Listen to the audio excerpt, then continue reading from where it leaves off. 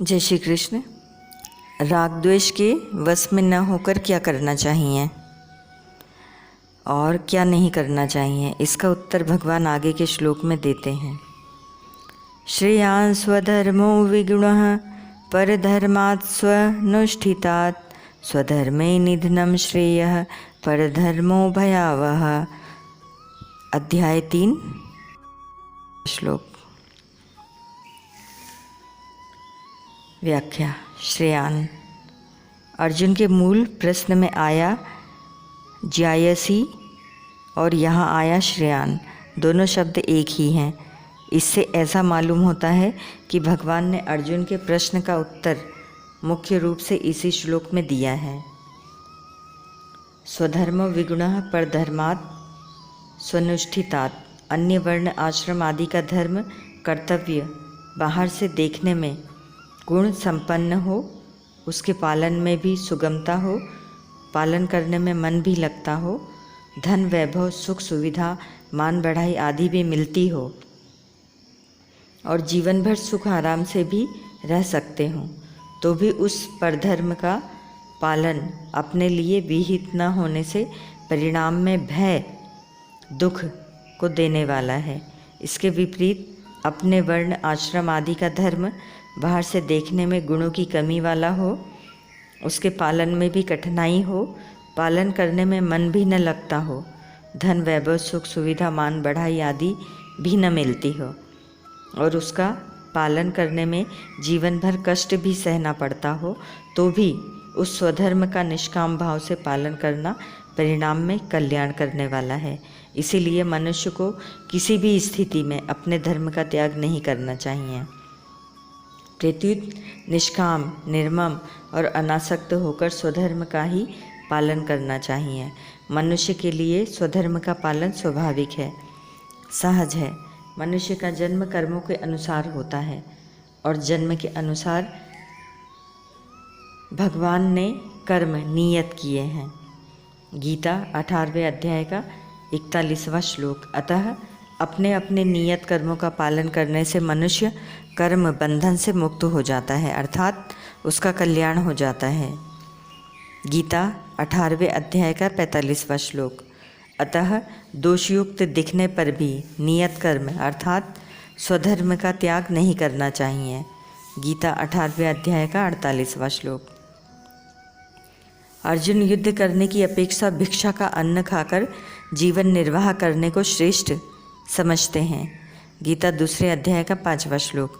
परंतु यहाँ भगवान अर्जुन को मानो यह समझाते हैं कि भिक्षा के अन्न से जीवन निर्वाह करना भिक्षुक के लिए स्वधर्म होते हुए भी तेरे लिए परधर्म है, क्योंकि तू गृहस्थ क्षत्रिय है, भिक्षुक नहीं।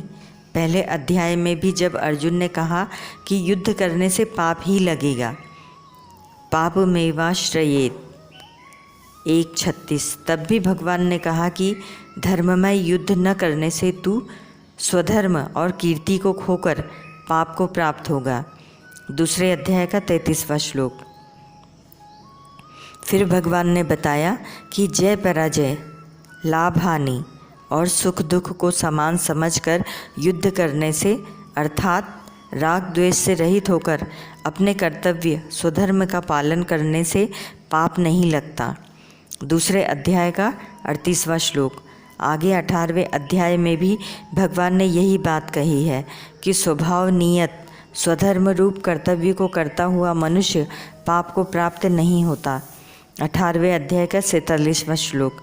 तात्पर्य यह है कि स्वधर्म के पालन में राग द्वेष रहने से ही पाप लगता है, अन्यथा नहीं। राग द्वेष से रहित होकर स्वधर्म का भलीभांति आचरण करने से समता योग का अनुभव होता है और समता का अनुभव होने पर दुखों का नाश हो जाता है।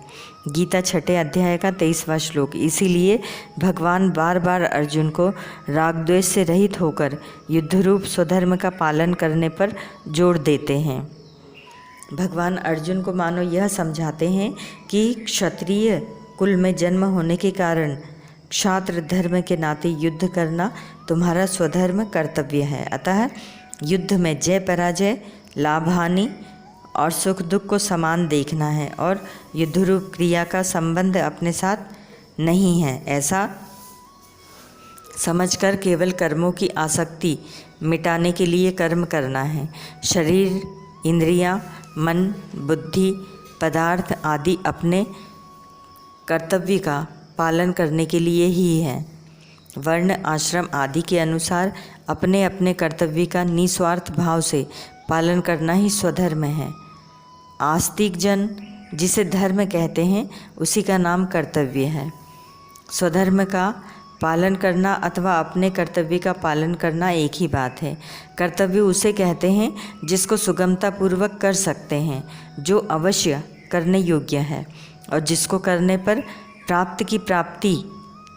प्राप्तव्य की प्राप्ति अवश्य होती है। धर्म का पालन करना सुगम होता है क्योंकि वह कर्तव्य होता है। यह नियम है कि केवल अपने धर्म का ठीक ठीक पालन करने से मनुष्य को वैराग्य हो जाता है। धर्मते बिरति, केवल कर्तव्य मात्र समझकर धर्म का पालन करने से कर्मों का प्रवाह प्रकृति में चला जाता है और इस तरह अपने साथ कर्मों का संबंध नहीं रहता। वर्ण, आश्रम आदि के अनुसार सभी मनुष्यों का अपना अपना कर्तव्य स्वधर्म कल्याणप्रद है, परंतु दूसरे वर्ण, आश्रम आदि का कर्तव्य देखने से अपना कर्तव्य अपेक्षाकृत कम गुणों वाला दिखता है। जैसे ब्राह्मण के कर्तव्य शम, दम, तप, क्षमा आदि की अपेक्षा क्षत्रिय के कर्तव्य युद्ध करना आदि में अहिंसा आदि गुणों की कमी दिखती है। इसीलिए यहाँ विगुणः पद देने का भाव यह है कि दूसरों के कर्तव्य से अपने कर्तव्य में गुणों की कमी दिखने पर भी अपना कर्तव्य ही कल्याण करने वाला है। अतः किसी भी अवस्था में अपने कर्तव्य का त्याग नहीं करना चाहिए। वर्ण, आश्रम आदि के अनुसार बाहर से तो कर्म अलग अलग घोर या सौम्य प्रतीत होते हैं, पर परमात्मा प्राप्ति रूप उद्देश्य एक ही होता है। परमात्मा प्राप्ति का उद्देश्य न रहने से तथा अंतःकरण में प्राकृत पदार्थों का महत्व रहने से ही कर्म घोर या सौम्य प्रतीत होते हैं। स्वधर्म में निधनम श्रेयः, स्वधर्म पालन में यदि सदा सुख आराम, धन संपत्ति, मान बढ़ाई, आदर सत्कार आदि ही मिलते तो वर्तमान में धर्मात्माओं की टोलियां देखने में आती, परंतु स्वधर्म का पालन सुख अथवा दुख को देखकर नहीं किया जाता, प्रत्युत भगवान अथवा शास्त्र की आज्ञा को देखकर निष्काम भाव से किया जाता है। इसीलिए स्वधर्म अर्थात अपने कर्तव्य का पालन करते हुए यदि कोई कष्ट आ जाए तो वह कष्ट भी उन्नति करने वाला होता है। वास्तव में वह कष्ट नहीं अपितु तप होता है। उस कष्ट से तप की अपेक्षा भी बहुत जल्दी उन्नति होती है, कारण कि तप अपने लिए किया जाता है और कर्तव्य दूसरों के लिए। जानकर किए गए तप से उतना लाभ नहीं होता जितना लाभ स्वतः आए हुए कष्टरूप तप से होता है। जिन्होंने स्वधर्म पालन में कष्ट सहन किया और जो स्वधर्म पालन करते हुए मर गए, वे धर्मात्मा पुरुष अमर हो गए। लौकिक दृष्टि से भी जो कष्ट आने पर भी अपने धर्म कर्तव्य पर डटा रहता है, उसकी बहुत प्रशंसा और महिमा होती है।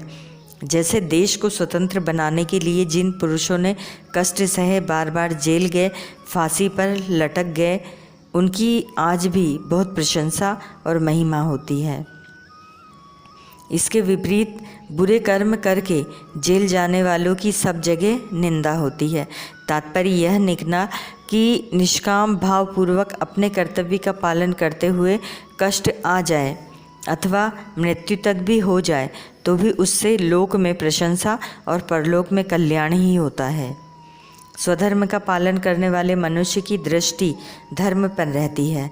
धर्म पर दृष्टि रहने से उसका धर्म के साथ संबंध रहता है। अतः धर्म पालन करते हुए यदि मृत्यु भी हो जाए तो उसका उद्धार हो जाता है। शंका, स्वधर्म का पालन करते हुए मरने से कल्याण ही होता है, ऐसा कैसे माने? समाधान, गीता साक्षात भगवान की वाणी है, अतः इसमें शंका की संभावना ही नहीं है। दूसरे, यह चर्म चक्षुओं का प्रत्यक्ष विषय नहीं है, प्रत्युत श्रद्धा विश्वास का विषय है। फिर भी इस विषय में कुछ बातें बताई जाती हैं। पहला, जिस विषय का हमें पता नहीं है उसका पता शास्त्र से ही लगता है।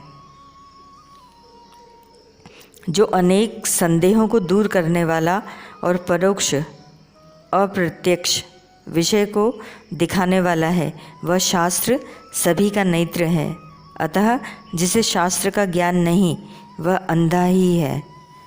शास्त्र में आया है कि जो धर्म की रक्षा करता है उसकी रक्षा कल्याण धर्म करता है।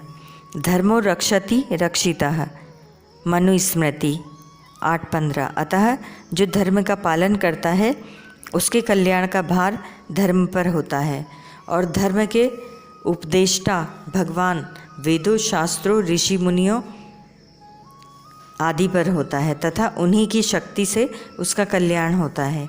जैसे हमारे शास्त्रों में आया है कि पतिव्रत धर्म का पालन करने से स्त्री का कल्याण हो जाता है, तो वहाँ पतिव्रत धर्म की आज्ञा देने वाले भगवान वेद शास्त्र आदि की शक्ति से ही कल्याण होता है, पति की शक्ति से नहीं। ऐसे ही धर्म का पालन करने के लिए भगवान वेदों शास्त्रों ऋषि मुनियों और संत महात्माओं की आज्ञा है। इसीलिए धर्म पालन करते हुए मरने पर उनकी शक्ति से कल्याण हो जाता है, इसमें किंचित मात्र भी संदेह नहीं है। दूसरा, पुराणों और इतिहासों से भी सिद्ध होता है कि अपने धर्म का पालन करने वाले का कल्याण होता है। जैसे राजा हरिश्चंद्र अनेक कष्ट निंदा अपमान आदि के आने पर भी अपने सत्य धर्म से विचलित नहीं हुए, अतः इसके प्रभाव से वे समस्त प्रजा को साथ लेकर परम धाम गए और आज भी उनकी बहुत प्रशंसा और महिमा है। तीसरा, वर्तमान समय में पुनर्जन्म संबंधी अनेक सत्य घटनाएं देखने सुनने पढ़ने में आती हैं, जिनसे मृत्यु के बाद होने वाली सद्गति और दुर्गति का पता लगता है।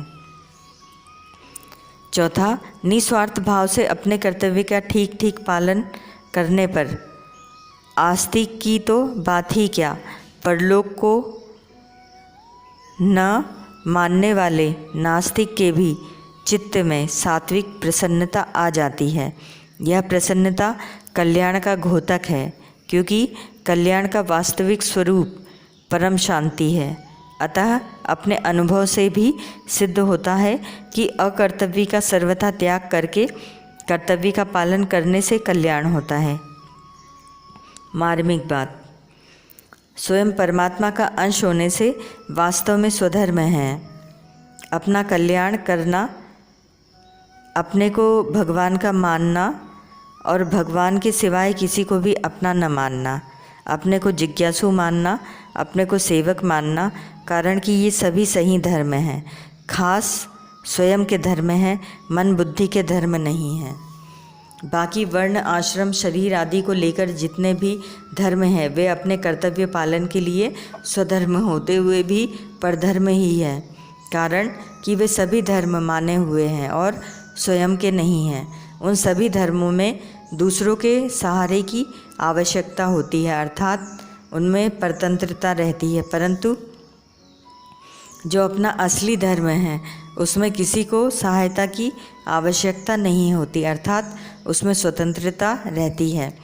इसीलिए प्रेमी होता है तो स्वयं होता है, जिज्ञासु होता है तो स्वयं होता है और सेवक होता है तो स्वयं होता है। अतः प्रेमी प्रेम होकर प्रेमास्पद के साथ एक हो जाता है, जिज्ञासु जिज्ञासा होकर ज्ञातव्य तत्व के साथ एक हो जाता है और सेवक सेवा होकर सेवी के साथ एक हो जाता है। ऐसे ही साधक मात्र साधना से एक होकर साध्य स्वरूप हो जाता है। परमात्मा प्राप्ति चाहने वाले साधक को धन मान बढ़ाई आदर आराम आदि पाने की इच्छा नहीं होती, इसीलिए धन मान आदि के न मिलने पर उसे कोई चिंता नहीं होती, और यदि प्रारब्धवश ये मिल जाए तो उसे कोई प्रसन्नता नहीं होती, कारण कि उसका ध्येय केवल परमात्मा को प्राप्त करना ही होता है, धन मान आदि को प्राप्त करना नहीं। इसीलिए कर्तव्य रूप से प्राप्त लौकिक कार्य भी उसके द्वारा सुचारू रूप से और पवित्रता पूर्वक होते हैं। परमात्मा प्राप्ति का उद्देश्य होने से उसके सभी कर्म परमात्मा के लिए ही होते हैं। जैसे धन प्राप्ति का ध्येय होने पर व्यापारी आराम का त्याग करता है और कष्ट सहता है। जैसे डॉक्टर द्वारा फोड़े पर चीरा लगाते समय इसका परिणाम अच्छा होगा, इस तरफ दृष्टि रहने से रोगी का अंतःकरण प्रसन्न रहता है। ऐसे ही परमात्मा प्राप्ति का लक्ष्य रहने से संसार में पराजय, हानि, कष्ट आदि प्राप्त होने पर भी साधक के अंतःकरण में स्वाभाविक प्रसन्नता रहती है। अनुकूल प्रतिकूल आदि मात्र परिस्थितियाँ उसके लिए साधन सामग्री होती है। जब साधक अपना कल्याण करने का ही दृढ़ निश्चय करके स्वधर्म अपने स्वाभाविक कर्म के पालन में तत्परता पूर्वक लग जाता है, तब कोई कष्ट, दुख, कठिनाई आदि आने पर भी वह स्वधर्म से विचलित नहीं होता। इतना ही नहीं, वह कष्ट, दुख आदि उसके लिए तपस्या के रूप में तथा प्रसन्नता को देने वाले होते हैं। शरीर को मैं और मेरा मानने से ही संसार में राग द्वेष होते हैं। राग द्वेष के रहने पर मनुष्य को स्वधर्म परधर्म का ज्ञान नहीं होता। अगर शरीर में स्वरूप होता तो मैं के रहते हुए शरीर भी रहता और शरीर के न रहने पर मैं भी न रहता। अगर शरीर मेरा होता तो इसे पाने के बाद और कुछ पाने की इच्छा न रहती। अगर इच्छा रहती है तो सिद्ध हुआ कि वास्तव में मेरी अपनी वस्तु अभी नहीं मिली और मिली हुई वस्तु शरीर आदि मेरी नहीं है। शरीर को साथ लाए नहीं, साथ ले जा सकते नहीं, इसमें इच्छा अनुसार परिवर्तन कर सकते नहीं, फिर वह मेरा कैसे? इस प्रकार शरीर मैं नहीं और मेरा नहीं, इसका ज्ञान विवेक सभी साधकों में रहता है, परंतु इस ज्ञान को महत्व न देने से उनके राग द्वेष नहीं मिटते। अगर शरीर में कभी मैंपन और मेरापन दिख भी जाए तो भी साधक को उसे महत्व न देकर अपने विवेक को ही महत्व देना चाहिए। अर्थात शरीर मैं नहीं और मेरा नहीं, इसी बात पर दृढ़ रहना चाहिए। अपने विवेक को महत्व देने से वास्तविक तत्व का बोध हो जाता है। बोध होने पर राग द्वेष नहीं रहते। राग द्वेष के न रहने पर अंतःकरण में स्वधर्म परधर्म का ज्ञान स्वतः प्रकट होता है और उसके अनुसार स्वतः चेष्टा होती है। परधर्मो भयावह, यद्यपि परधर्म का पालन वर्तमान में सुगम दिखता है, तथापि परिणाम में वह सिद्धांत से भयावह है। यदि मनुष्य स्वार्थ भाव का त्याग करके परहित के लिए स्वधर्म का पालन करे तो उसके लिए कहीं कोई भय नहीं है। शंका 18वें अध्याय के 42वें, 43वें और 44वें श्लोक में क्रमशः ब्राह्मण, क्षत्रिय, वैश्य और शूद्र के स्वाभाविक कर्मों का वर्णन करके भगवान ने 47वें श्लोक के पूर्वार्ध में भी यह बात श्रेयान स्वधर्मो विगुणः परधर्मात् स्वनुष्ठितात् कही है। अतः जब यहाँ प्रस्तुत श्लोक में दूसरे के स्वाभाविक कर्म को भयावह कहा गया है, तब 18वें अध्याय के 42वें श्लोक में कहे ब्राह्मण के स्वाभाविक कर्म भी दूसरों क्षत्रिय आदि के लिए भयावह होने चाहिए, जबकि शास्त्रों में सभी मनुष्यों को उनका पालन करने की आज्ञा दी गई है। समाधान: मन का निग्रह, इंद्रियों का दमन आदि तो सामान्य धर्म है। गीता 13वें अध्याय के 7वें से 11वें श्लोक तक, जिनका पालन सभी को करना चाहिए क्योंकि ये सभी के स्वधर्म हैं।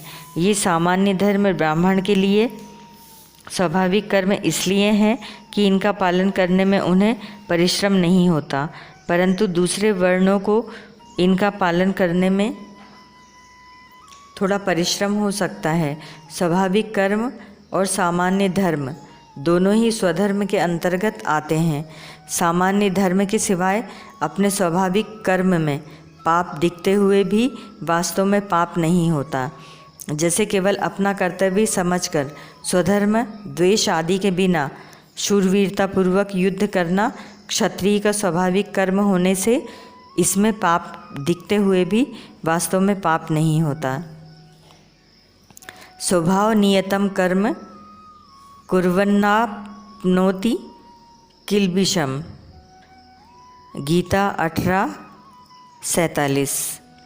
सामान्य धर्म के सिवाय दूसरे का स्वाभाविक कर्म परधर्म भयावह है, क्योंकि उसका आचरण शास्त्र निषिद्ध और दूसरे की जीविका को छीनने वाला है। दूसरे का धर्म भयावह इसीलिए है कि उसका पालन करने से पाप लगता है और वह स्थान विशेष तथा योनि विशेष नरक रूप भय को देने वाला होता है। इसीलिए भगवान अर्जुन से मानो यह कहते हैं कि भिक्षा के अन्न से जीवन निर्वाह करना दूसरों की जीविका का हरण करने वाला तथा क्षत्रिय के लिए निषिद्ध होने के कारण तेरे लिए श्रेयस्कर नहीं है। प्रत्युत तेरे लिए युद्ध रूप से स्वतः प्राप्त स्वाभाविक कर्म का पालन ही श्रेयस्कर है। स्वधर्म और परधर्म संबंधी मार्मिक बात। परमात्मा और उनका अंश जीवात्मा स्वयं है तथा प्रकृति और उसका कार्य शरीर और संसार अन्य है। स्वयं का धर्म स्वधर्म और अन्य का धर्म परधर्म कहलाता है। अतः सूक्ष्म दृष्टि से देखा जाए तो निर्विकारता, निर्दोषता, अविनाशता, नित्यता, निष्कामता, निर्ममता आदि जितने स्वयं के धर्म हैं वे सब स्वधर्म हैं।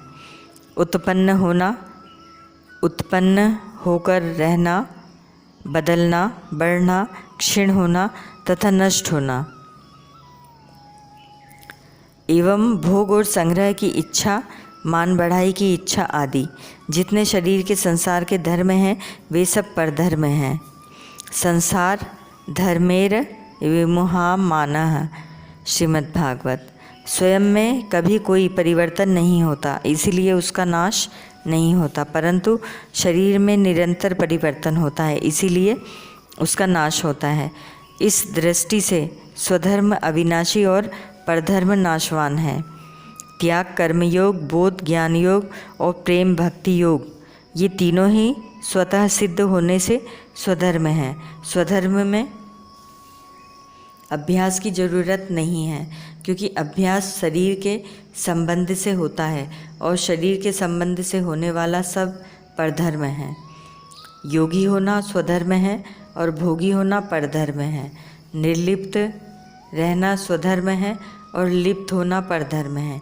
सेवा करना स्वधर्म है और कुछ भी चाहना परधर्म है। प्रेमी होना स्वधर्म है और रागी होना परधर्म है। निष्काम, निर्मम, अनासक्त होना स्वधर्म है एवं कामना, ममता और आसक्ति करना परधर्म है। तात्पर्य है कि प्रकृति के संबंध के बिना स्वयं में होने वाला सब कुछ स्वधर्म है और प्रकृति के संबंध से होने वाला सब कुछ परधर्म है।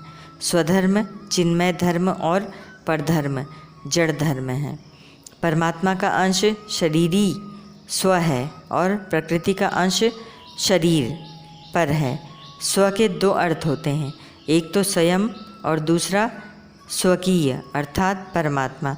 इस दृष्टि से अपने स्वरूप बोध की इच्छा तथा स्वकीय परमात्मा की इच्छा दोनों ही स्वधर्म हैं। पुरुष चेतन का धर्म है स्वतः सिद्ध स्वाभाविक स्थिति और प्रकृति जड़ का धर्म है। स्वतः सिद्ध स्वाभाविक परिवर्तनशीलता पुरुष का धर्म स्वधर्म और प्रकृति का धर्म परधर्म है। मनुष्य में दो प्रकार की इच्छाएं रहती हैं, सांसारिक अर्थात भोग एवं संग्रह की इच्छा और परमार्थिक अर्थात अपने कल्याण की इच्छा।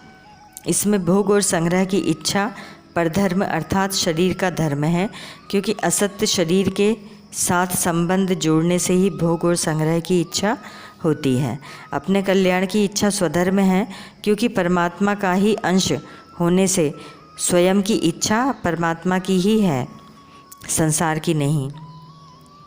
स्वधर्म का पालन करने में मनुष्य स्वतंत्र है, क्योंकि अपना कल्याण करने में शरीर, इंद्रियां, मन, बुद्धि आदि की आवश्यकता नहीं है, प्रत्युत इनसे विमुख होने की आवश्यकता है। परंतु परधर्म का पालन करने में मनुष्य परतंत्र है, क्योंकि इसमें शरीर, इंद्रियां, मन, बुद्धि, देश, काल, वस्तु, व्यक्ति आदि की आवश्यकता है। शरीर आदि की सहायता के बिना परधर्म का पालन हो ही नहीं सकता। स्वयं परमात्मा का अंश है और शरीर संसार का अंश है। जब मनुष्य परमात्मा को अपना मान लेता है तब यह उसके लिए स्वधर्म हो जाता है, और जब शरीर संसार को अपना मान लेता है तब यह उसके लिए परधर्म हो जाता है, जो कि शरीर धर्म है। जब मनुष्य शरीर से अपना संबंध न मानकर परमात्मा प्राप्ति के लिए साधन करता है तब वह साधन उसका स्वधर्म होता है। नित्य प्राप्त परमात्मा का अथवा अपने स्वरूप का अनुभव कराने वाले सब साधन स्वधर्म हैं, और संसार की ओर ले जाने वाले सब कर्म परधर्म हैं।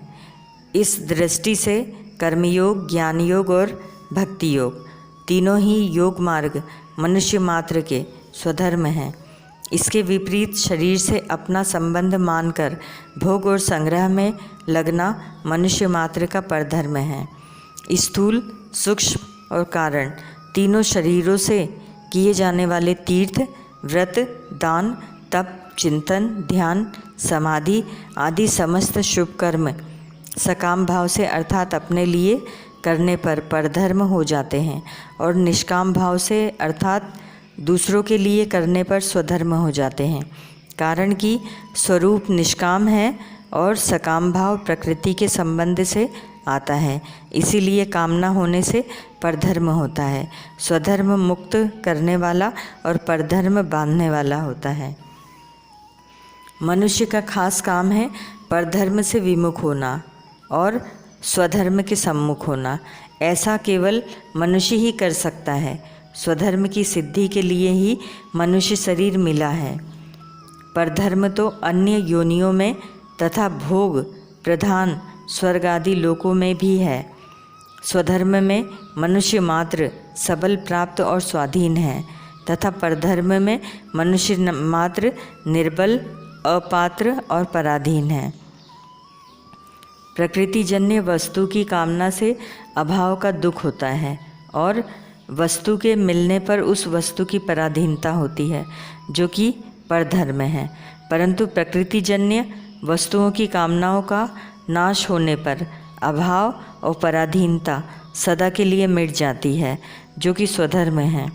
इस स्वधर्म में स्थित रहते हुए कितना ही कष्ट आ जाए, यहाँ तक कि शरीर भी छूट जाए, तो भी वह कल्याण करने वाला है।